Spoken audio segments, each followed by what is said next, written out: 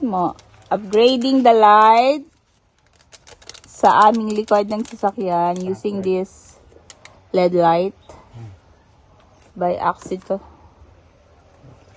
So, sabi ko dahil malinis ang hamay natin. Hindi ko rin mapakita dumi ng kuko.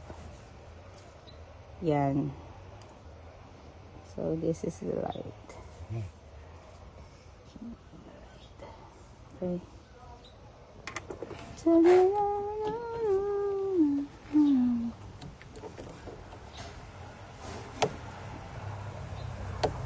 So, it's yellowish.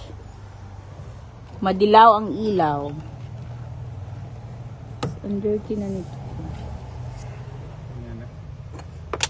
Ayun, nahulog ang ilaw. Okay. So, that's the light.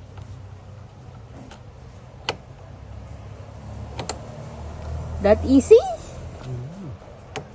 Oh, my God. Naging puti na siya. So, gano'n lang siya ka-simple. Okay.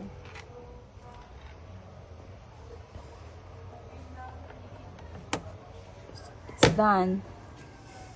Wow. Ay, busog. Let's try.